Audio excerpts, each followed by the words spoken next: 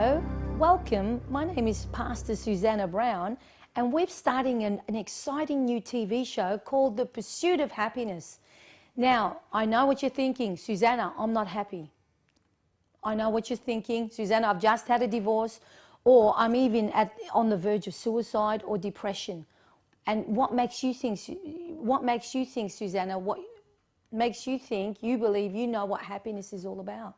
Well, I want to tell you something, that I haven't achieved the fullness of the understanding of truly what happiness means, but I can tell you something from my experience, that I have learnt that happiness is a pursuit that is built within us as everyday human beings. What do I mean by that? Well, being a pastor and pastoring a church and having to deal with people's problems and people's concerns or counseling people, I've realized and come to understand that the pursuit of happiness has no prejudice.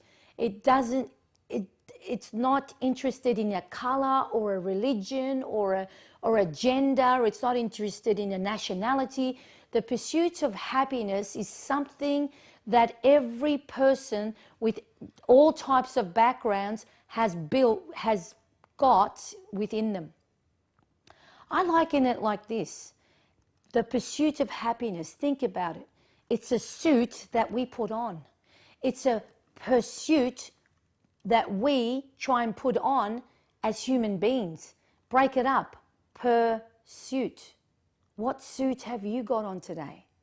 Have you masterminded the ability to put a suit on that produces happiness for your spouse, happiness for your children, happiness for your parents, happiness for your tradition, happiness for your job? Have you masterminded what it truly means to want to pursue happiness? I don't think any of us have. I went on the computer this morning and I come up with a ratio of what our Australian government has come up within regards to statistics and pursuing happiness. From the 1900s all the way up to the year 2013, our generation and people from everywhere have tried to pursue happiness in their own ability. From the early 1900s, there was as little as maybe 10,000 divorces a year. And sadly, the year 2000 shows that we have grown in divorce rates up to 60,000 divorce rates a year. Now, I might be talking to you.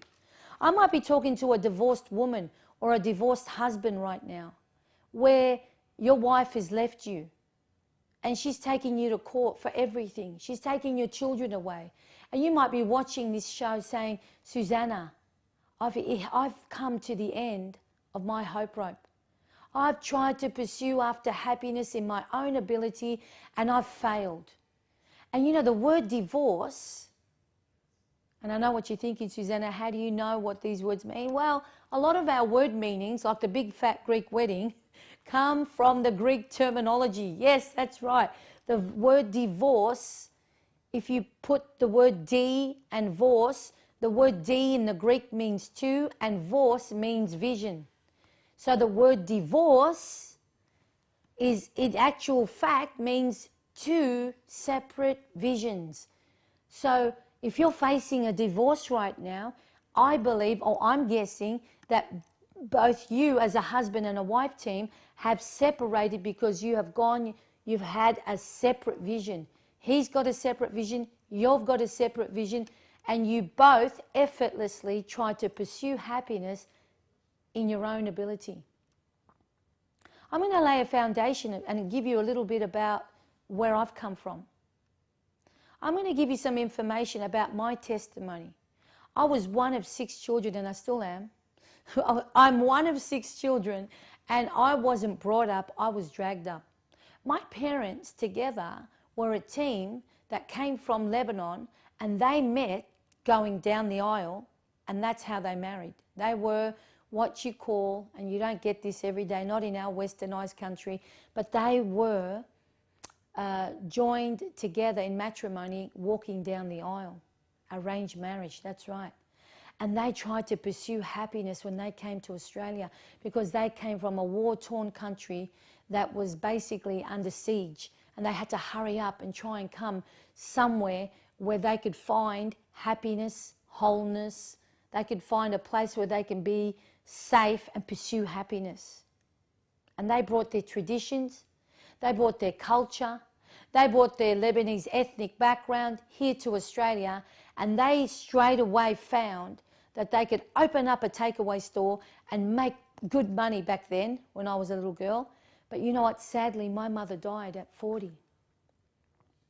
6 children under the ages of 5. Well, within 5 years, she had 6 children. The youngest were twins, and I was the 4th in the line. And if you're wondering, well, people say, Susanna, what is it about you that you have this natural ability to communicate? What is it about you that you have an effective way to reach people? Well, I had to learn the hard way. Being one of 6 children, I had to fight for airtime. A lot of people say, well, you've got an amazing way to draw crowds. Well, I do. I think, I'm guessing that I was born with a microphone and high heels, because I was born and to be able to reach and communicate very effectively and be able to basically draw crowds to myself. And the pursuit of happiness is a subject that a lot of us are facing in this day and age, and we're trying to strive for this ability to be happy, or this desire to fulfill happiness. I've got good news for you. You're never going to ultimately fulfill happiness. You are never going to meet your mother's and father's expectations. You have brought into your marriage traditions that have come from your past, and traditions that have come from where your parents went wrong. A lot of your ideas, a lot of your opinions, a lot of your input in your marriage is based on the foundations of where your parents made their mistakes. I know, because I brought my baggage into my marriage hoping to change my husband.